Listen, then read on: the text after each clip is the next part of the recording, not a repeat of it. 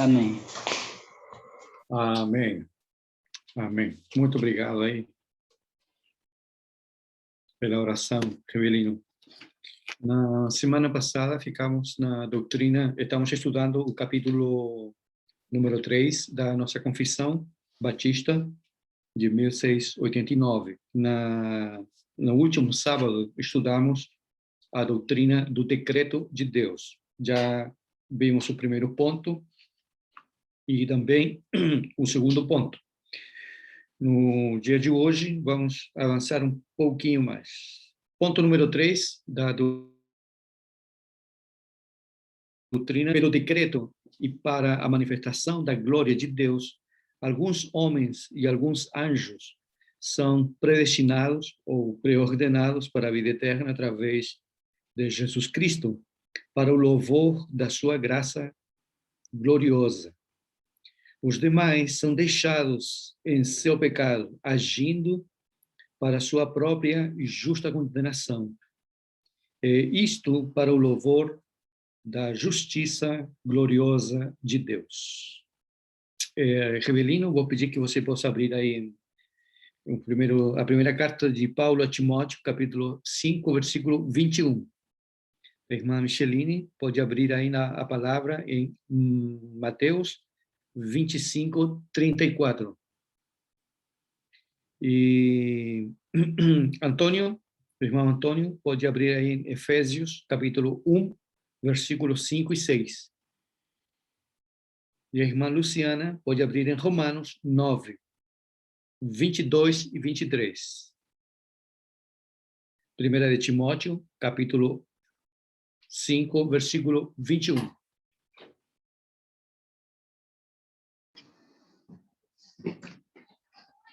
Timóteo 5, 21. Conjuro-te perante Deus e Cristo Jesus e os anjos eleitos que guardeis estes conselhos sem prevenção, nada fazendo com parcialidade. Muito bem. Agora, Mateus 25, 34. Então dirá o rei aos que estiverem à sua direita: Vinde, bendito de meu Pai, possuí a herança, o reino que vos está preparado desde a fundação do mundo. Muito bem. Efésios, capítulo 1, versículos 5 e 6.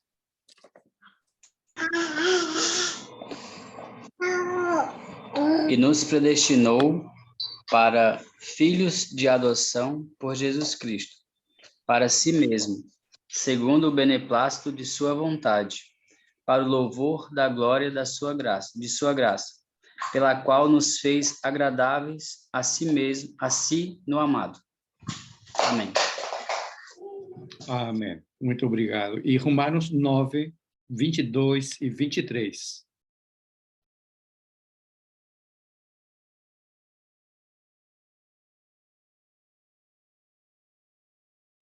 A irmã Luciana. Pode abrir o microfone, irmã Luciana, para ouvi-la. Aí sim. Se Deus, querendo mostrar sua ira e dar a conhecer o seu poder, suportou com muita paciência os vasos da ira preparados para a perdição, para que também desse a conhecer as riquezas da sua glória nos vasos de misericórdia, que para a glória já dantes preparou. Muito obrigado. Então, a doutrina do decreto, porque o decreto é somente que é tudo aquilo que iria acontecer no tempo e no espaço, Deus preordenou desde antes da fundação do mundo, na eternidade, de tal forma que não há sorte nem acaso, tudo ocorre segundo a vontade de Deus. Com relação ao pecado, Deus permitiu a entrada do pecado no mundo e ele regula os efeitos do pecado na raça humana, de acordo com a sua soberana vontade, sendo que Deus nunca jamais, ele é autor do pecado.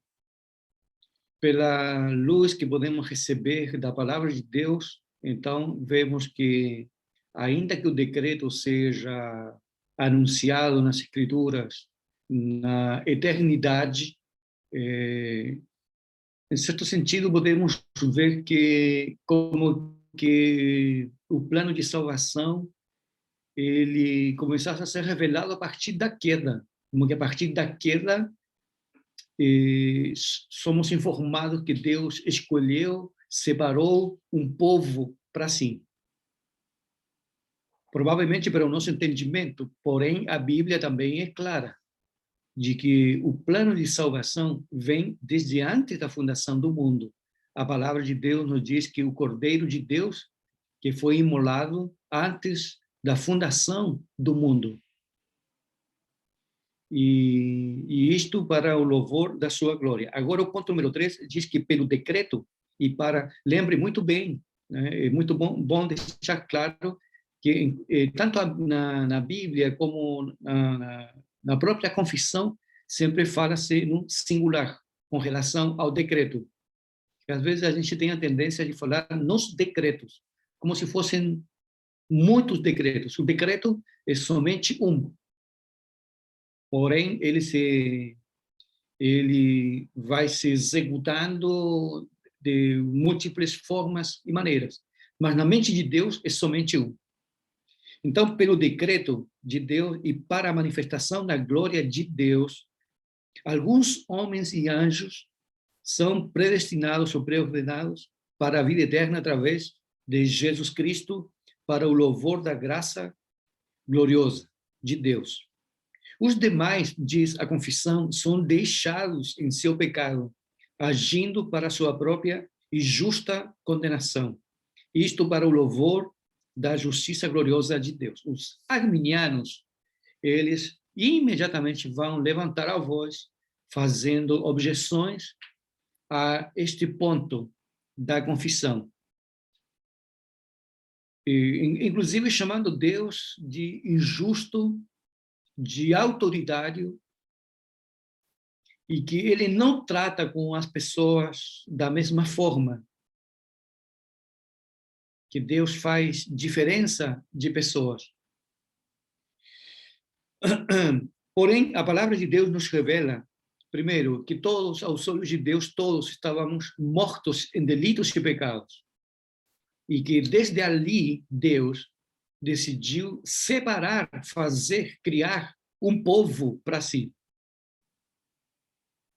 E é esse número de pessoas que Deus chamou para si, a Bíblia os chama de eleitos, escolhidos de Deus.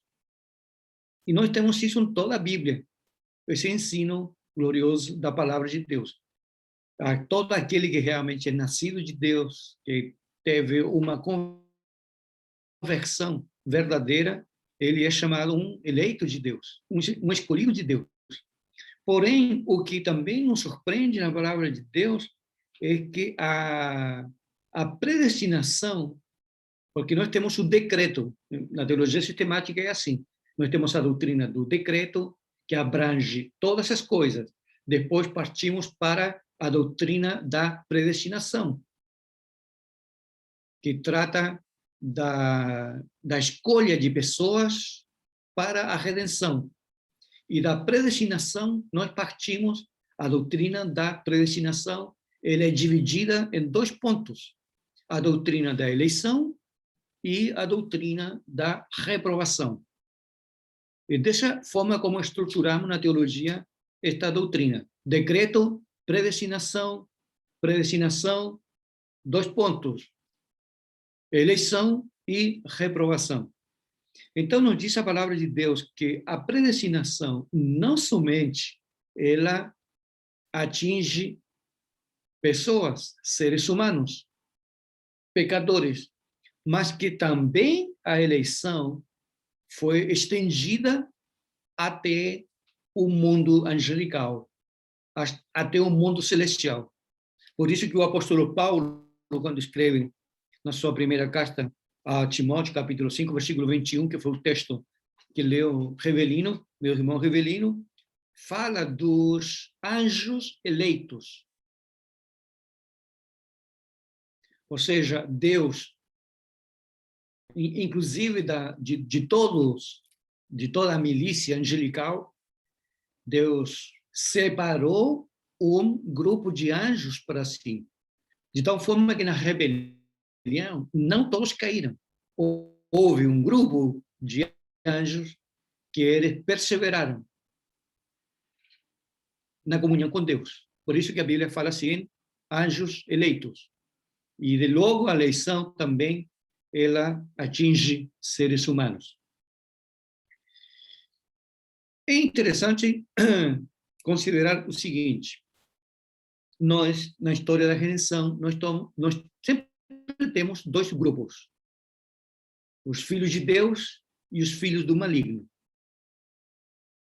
Esse dualismo nós sempre vamos encontrá-lo nas escrituras sagradas. Os filhos de Deus, os filhos deste mundo, os rebeldes. Sempre nós vamos encontrar esses dois povos. Muito bem. Acontece que naqueles que são salvos, neles encontramos a manifestação gloriosa da graça de Deus. Tenha presente isso. Em todos aqueles que são eleitos, que são salvos, que serão salvos,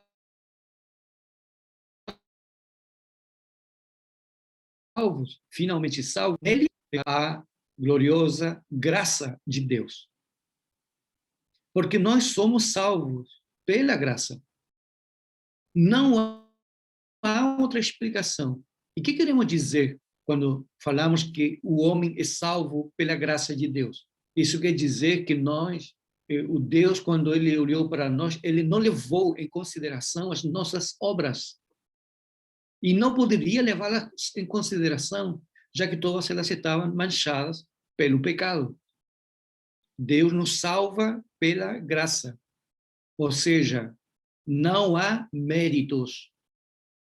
As obras não são levadas em consideração. Se Deus fosse salvar o pecador pelas obras, ninguém poderia ser salvo. Ah, mas tem muita gente fazendo boas obras.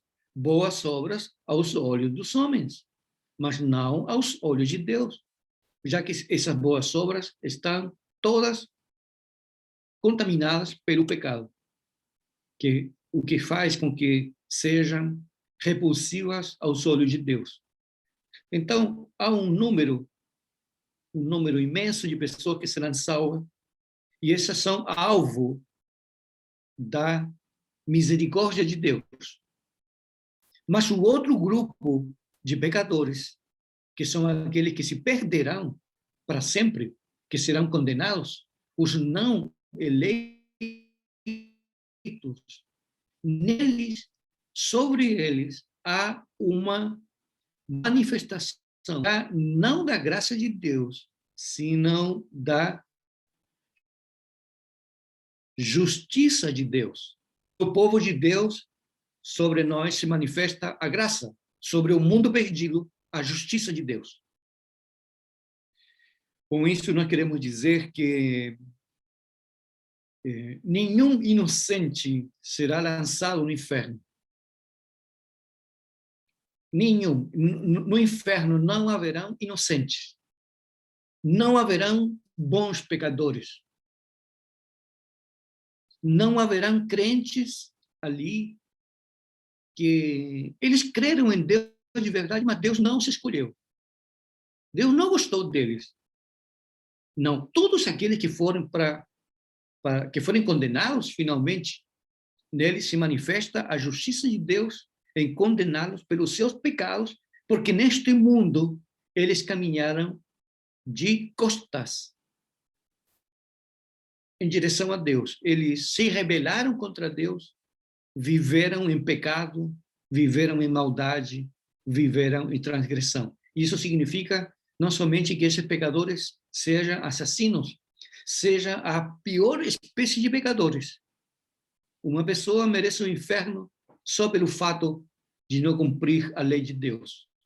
Só pelo fato de sermos pecadores, já merecemos. Então, a doutrina do decreto nos diz que nos eleitos, Deus manifestou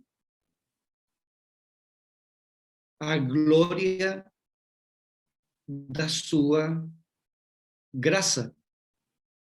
Porque pela graça somos salvos. E que nos rebeldes, Deus manifestou a glória da sua justiça. Todos aqueles que forem condenados serão justamente condenados aos olhos de Deus. Por isso que o livro de Efésios diz claramente que pela graça sois salvos por meio da fé de Deus.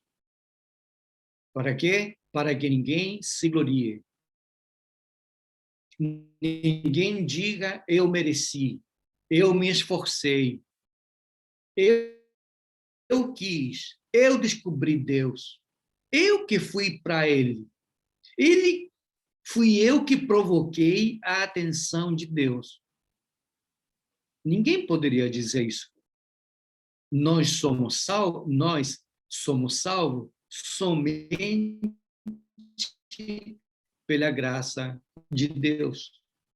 Não havia nada bom em nós. Nós poderíamos ter sido condenados como foram condenados os demônios, porque quando eles se rebelaram, não houve mais perdão para eles, não houve uma segunda chance, não houve compaixão. A justiça de Deus se manifesta sobre eles. Mas, com relação a nós, Deus manifestou a sua graça. E qual é a causa da graça de Deus? Qual é a causa da nossa salvação? A graça. A graça de Deus, o dom imerecido. E qual é a causa? Qual é a causa da graça de Deus? A soberania. A soberania de Deus. Aí temos esse texto de Romanos 9, 22 e 23. Não depende daquele que quer, não depende daquele que corre, mas de Deus que usa de misericórdia. Ou seja, a causa da nossa eleição, da nossa salvação, deve ser única e exclusivamente a Deus. E isso deve provocar em nós uma profunda gratidão. Provavelmente, a frieza espiritual, a indiferença com a qual nós podemos ver a vida dos crentes de hoje, deve-se ao fato de que eles não entendem estas verdades, que eles estavam perdidos e que não tinham jeito, mas que Deus agiu, interveio, Deus salvou. E isso deveria nos encher de profunda gratidão. Mas como os crentes de hoje não entendem estas verdades, há pouco fervor, pouca devoção, pouco compromisso pela obra de Deus. Eu penso que já houve gente nesta vida que nos fez mal. Não é verdade? Já houve gente que nos fez o mal, que buscaram nos fazer dano. Mas também houveram pessoas que nos fizeram o bem. E em casos especiais, quando nós mais precisamos, chegaram essas pessoas e nos fizeram o bem. Nos ajudaram, nos socorreram, nos estenderam a mão. Quando alguém nos faz o bem, nós temos essa pessoa como amiga, temos um carinho por ela, temos amor por aquela pessoa, porque temos gratidão. Então, quando nós entendemos a doutrina da eleição, a doutrina da graça de Deus, isso só pode provocar em nós louvor, gratidão, serviço pela bondade de Deus para conosco. Não sei se alguém tem alguma pergunta a fazer sobre o ponto número 3. Então, nos salvos... Me perdoe a minha Sim. ignorância, porque da minha idade já era para saber, mas não sei. O ponto 2, ele fala que Deus não pré-ordenou nada conforme tendo visto seu conhecimento. Pastor, onisciência e decreto, naquela questão do lapsário, na questão da ordem dos decretos. Deus decreta,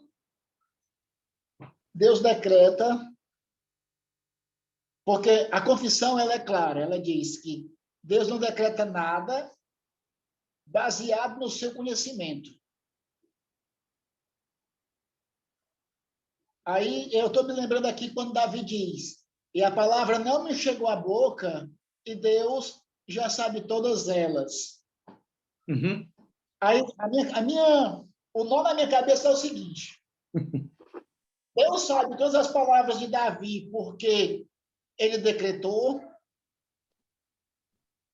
ou seja, o decreto é primeiro do que a onisciência. Essa é o que está aqui na minha cabeça. Eu vejo que você está numa grande confusão. E tenho uma notícia triste para lhe dizer. Eu não posso ajudá-lo.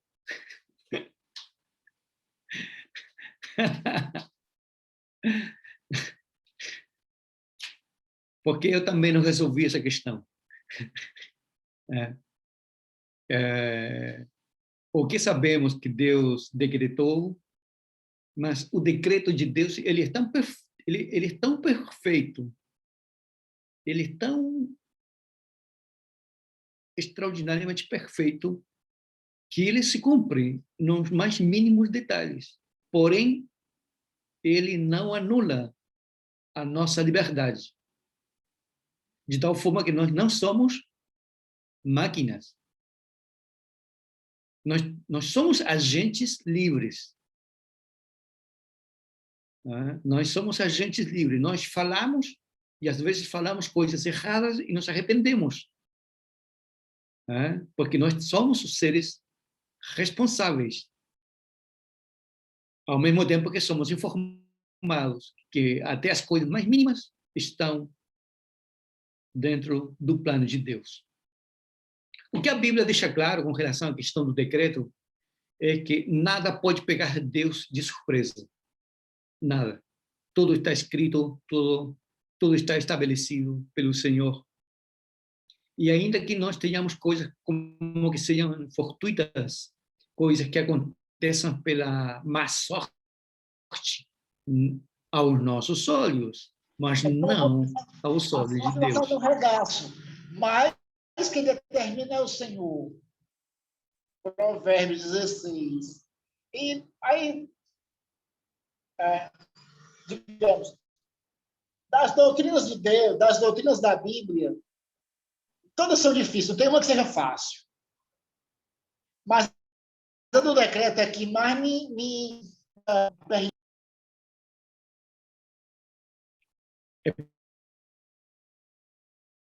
porque o decreto de Deus, no decreto de Deus nós vamos nos deparar com duas questões complexas, infra e supra. E nós só podemos chegar até onde a Bíblia chega, porque se nós dermos um passo além daquilo que diz a Bíblia, vamos cair no abismo da especulação filosófica. E não podemos fazer isso. Sabemos que Deus decretou criar, decretou permitir a queda do homem, e Deus decretou desse grupo de gente perdida salvar um povo para si. É por isso que eu disse anteriormente que a confissão de fé batista, ela tem uma inclinação para o infralapsarianismo. Já o supra diz, Deus decretou criar. Logo, Deus decretou a queda do homem. Terceiro, Deus decretou redimir um povo daqueles que caíram. O problema é que o supralapsarianismo, ele faz de Deus o autor do pecado. E a Bíblia diz que Deus não peca, e não somente Deus não peca, Deus é santo e 3 vezes santo. Então, eu mato aí o supralapsarianismo. Bem, tenho que tratar agora com as objeções do infralapsarianismo. Ou seja, se Deus permitiu, Deus não pode ter evitado, Deus, ou ele foi pego de surpresa. Bem, prefiro tratar com essa objeção a tratar com uma objeção que faz de Deus o autor do pecado. Porém, não devemos nos preocupar com isso e simplesmente considerar que Deus decretou porque ele é um ser soberano. E para que podamos entendê-lo melhor, Deus decretou de olho fechado e de costas. Ou seja, ele não viu nenhum filme para que ele pudesse se antecipar aquilo que iria acontecer. Eu, por exemplo, tive por muito tempo, eu tive uma dificuldade, eu morava ainda em Irauçuba, eu tinha uma dificuldade muito grande com encaixar esta questão do decreto de Deus com o ataque terrorista às Torres Gêmeas, no ano de 2000, foi por aí, setembro. Que como que pode que tanta gente que morreu, quase 2, estivesse no plano de Deus? É difícil de engolir. É difícil de engolir. Mas quem sou eu para questionar coisas que eu não entendo? Só a eternidade vai revelar o que Deus fez ao permitir que aquilo tivesse acontecido. Quantos reinos caíram? Como a palavra de Deus chegou a diferentes nações? Porque o Gaddafi, Saddam Hussein já não estava mais neste mundo, porque esses homens foram assassinados, foram condenados, julgados e condenados. Deus fez justiça, vingou os seus inimigos. Então, às vezes, nós focamos numa questão. Eu não entendo como o decreto de Deus, por exemplo, pode deixar de lado a salvação de um dos meus filhos.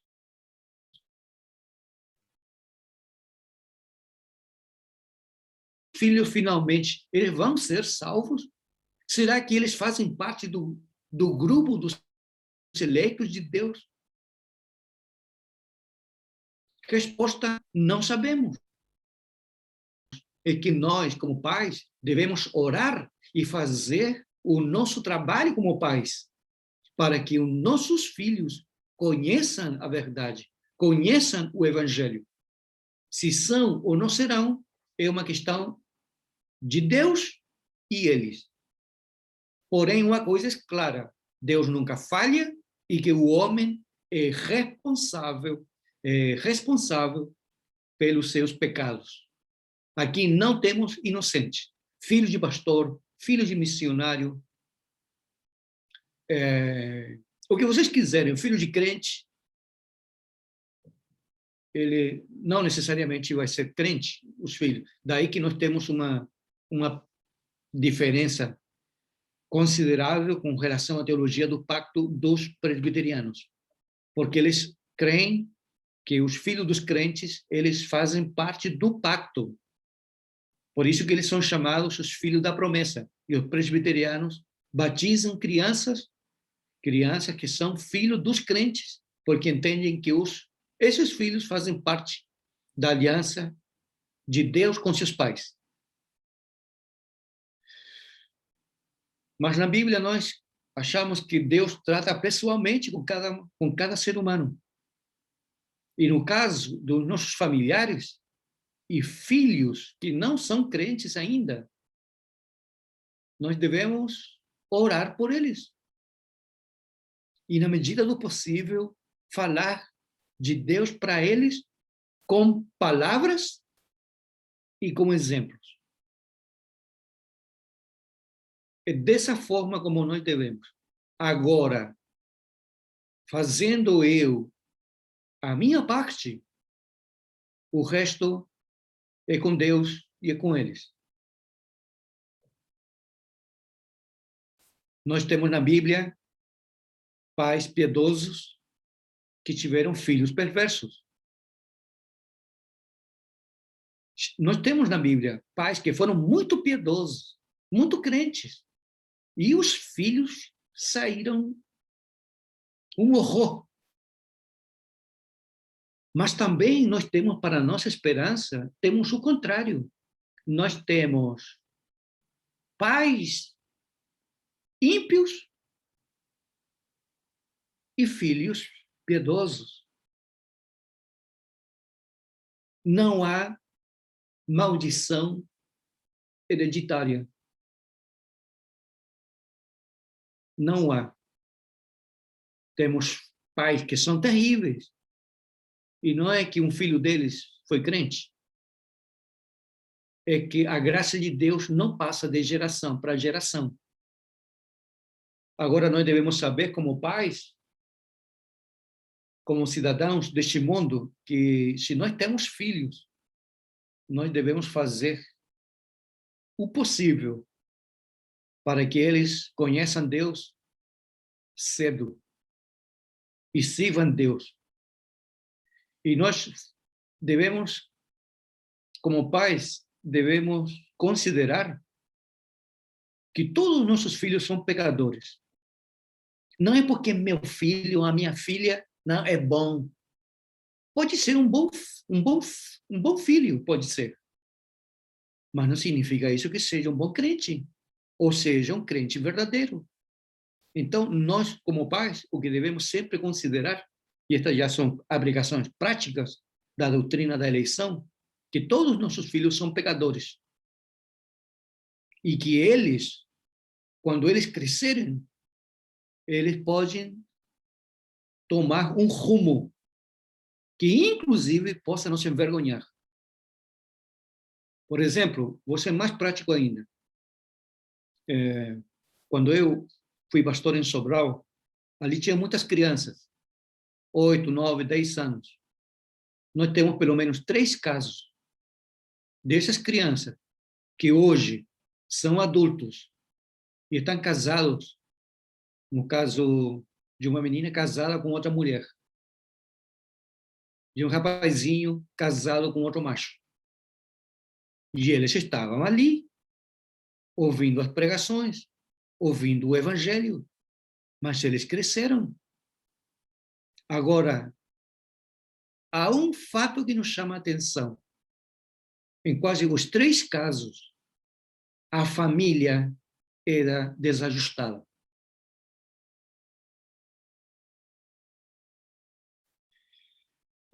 Desejamos, com toda a nossa alma e com todo o nosso coração, que os nossos filhos possam ser crentes de verdade.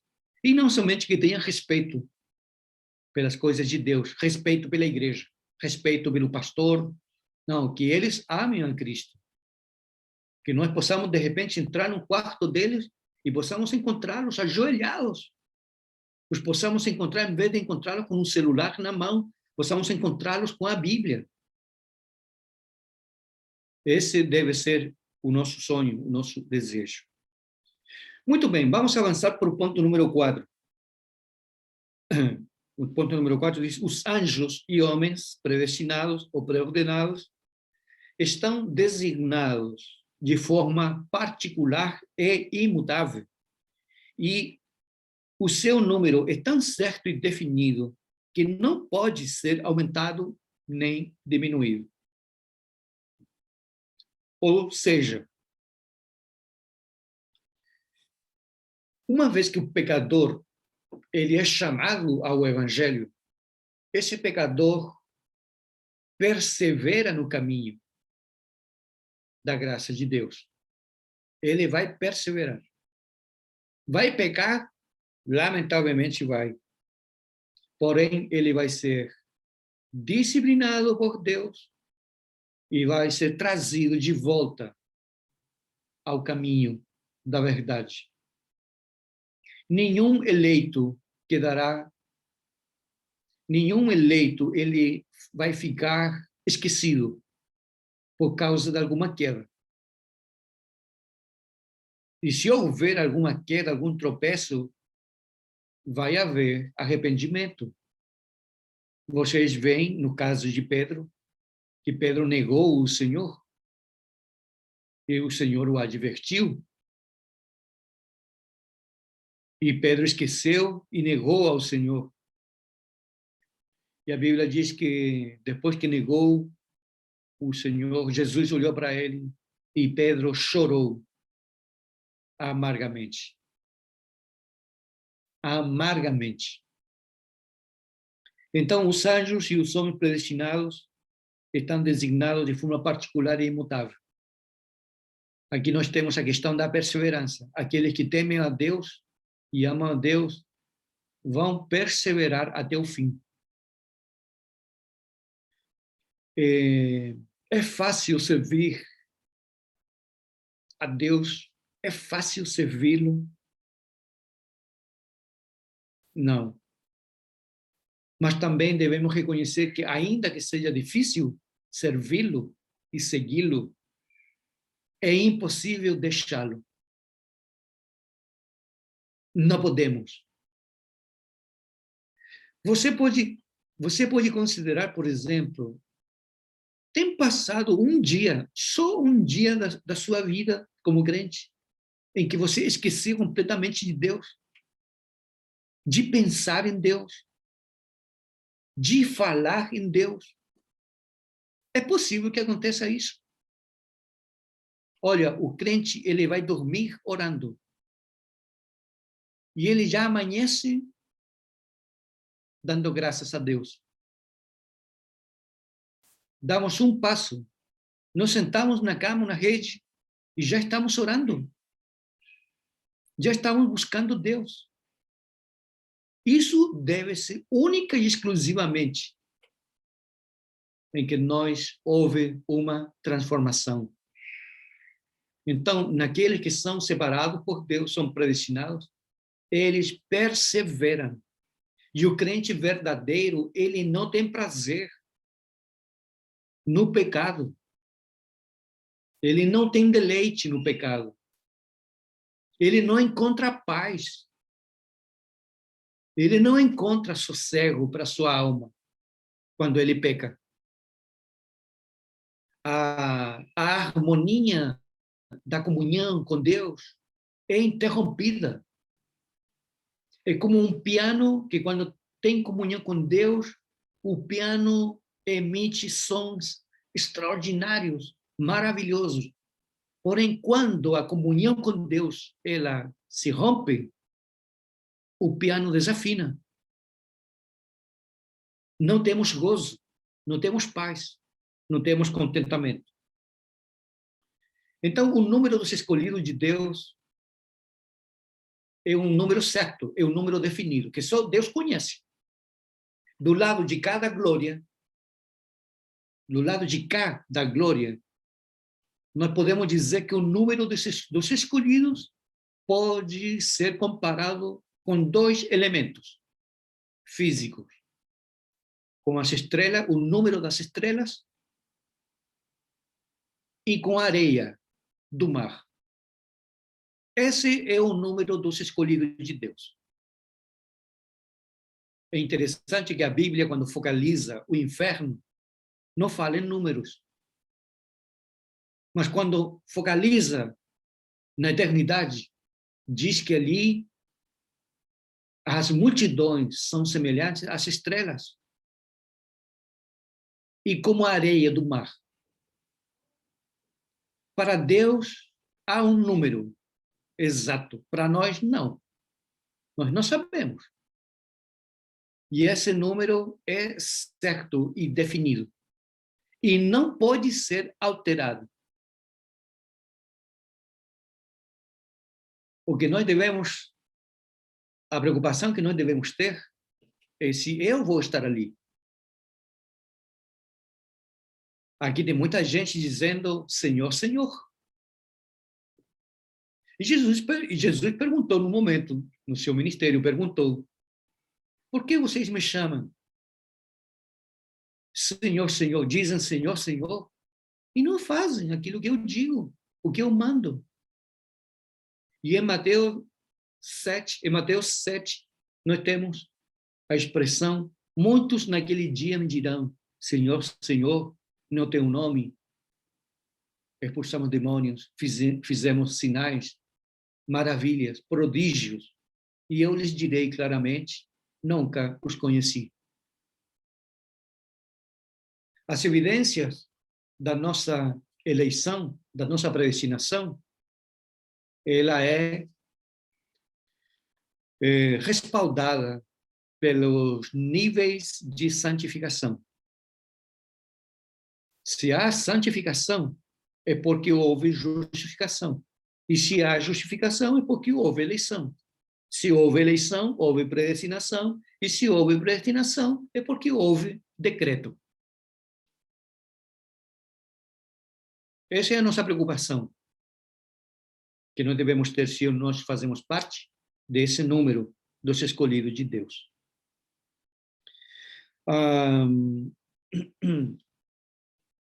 Um crente pode cair? Um crente verdadeiro pode cair? Pode. Pode. Mas pode permanecer no pecado? Não.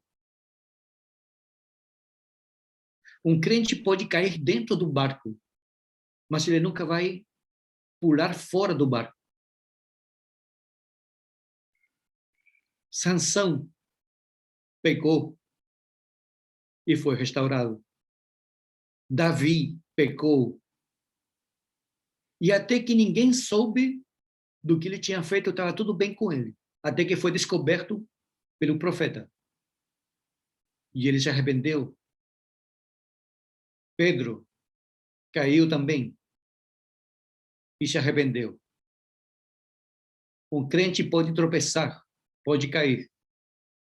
Mas se ele é um crente verdadeiro, ele será restaurado. E ele vai buscar o arrependimento com lágrimas. Porém, se a pessoa dizer assim, mas uma vez salvo, sempre salvo. Então vou dar um fim de semana, vou ter um fim de semana de pecado, de luxúria, de paixão. Amanhã me arrependo.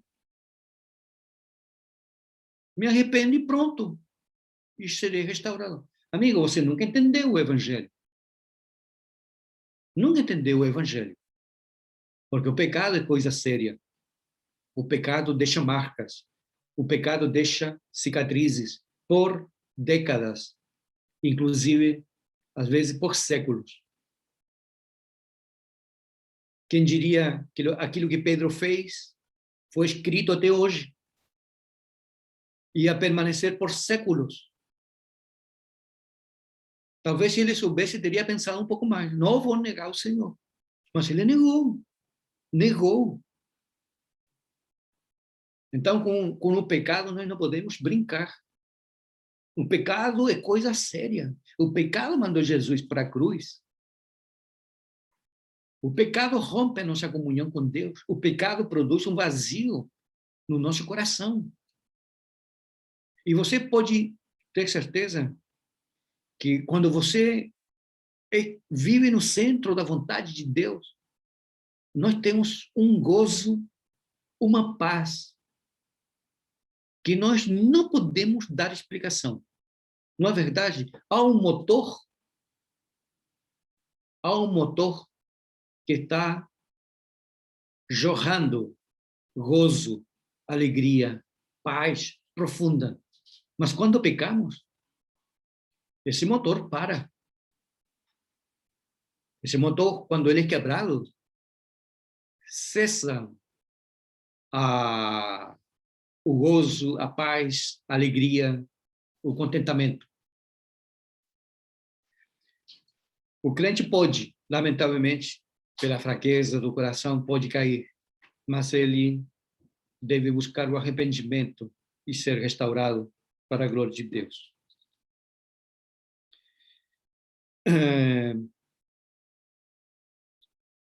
O ponto número 5 da confissão diz assim, para terminar: dentre a humanidade, aqueles que são predestinados para a vida, Deus os escolheu em Cristo para a glória eterna.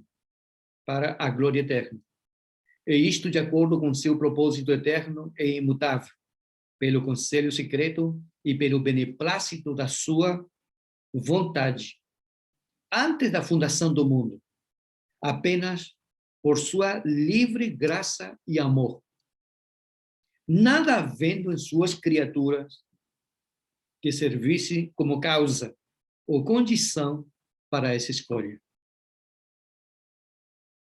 Aí nós temos em Romanos 8:30, que diz que aquele que Deus chamou, Deus predestinou, e aos que predestinou, ele também justificou, e aos que justificou, a estes também glorificou. A corrente da graça de Deus, ela se estende a todos nós. Então, o ponto número 5 diz que aqueles que foram predestinados, fomos predestinados. Qual é a causa? Porque você é brasileiro? Não. Porque você é inteligente? Que você é bom? Que você é um bom filho?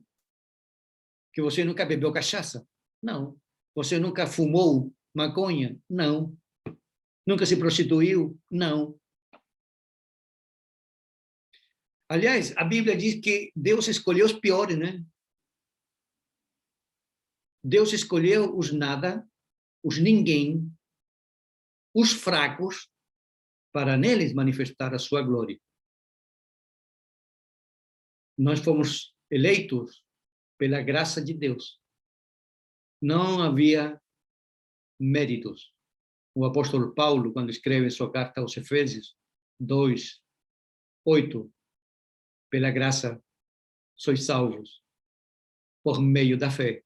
Isto não vem de vós, é dom de Deus. Para quê?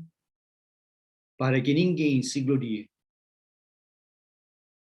Ninguém se glorie. Nós deveríamos ser uma geração marcada pela gratidão. Mas gratidão é que às vezes nós não vemos. Veja a quantidade de gente que está presente na reunião de oração. Dê uma olhada um pouco mais profunda com relação às contribuições financeiras na igreja. Se há gratidão.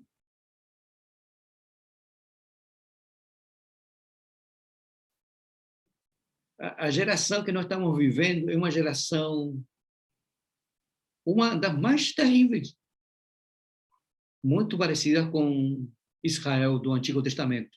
Indiferença, ingratidão, frieza, política, meu irmão. Política arde nas veias. O cara pode estar caindo aos pedaços, dormindo. Mas se você toca num tema político, ele vai embora. Se você toca no tema do futebol, ele arde. Ele é um advogado de primeira. É um camarada, ele escreve bem, argumenta bem. É terrível. Mas para as coisas de Deus, sono, cansaço, mão de vaca. E domingo passado eu estava pregando sobre a oferta da viúva pobre. E eu, entre uns pontos que eu coloquei aí na pregação, eu disse que as contribuições financeiras na igreja, elas estão associadas aos níveis de espiritualidade do crente.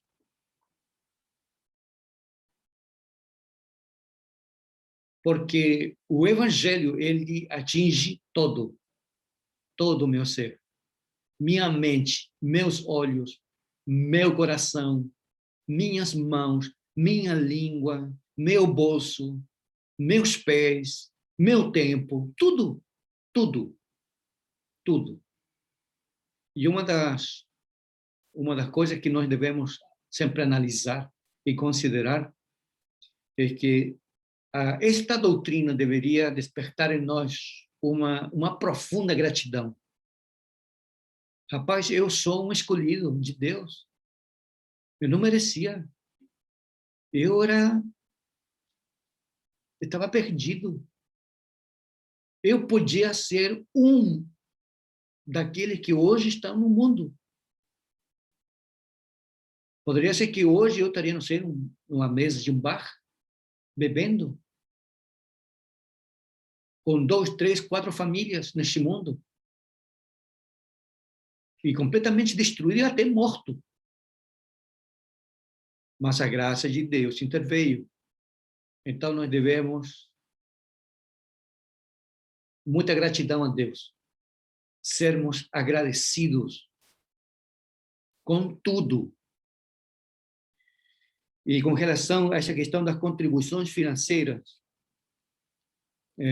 nós vamos dar contas a Deus também da nossa fidelidade e da nossa infidelidade a Deus. A mim não importa se o irmão dá ou não dá. Isso não é questão minha. A questão é, eu estou contribuindo com a obra, eu estou sustentando o trabalho missionário, eu estou fazendo com que a obra de Deus possa avançar mais e mais.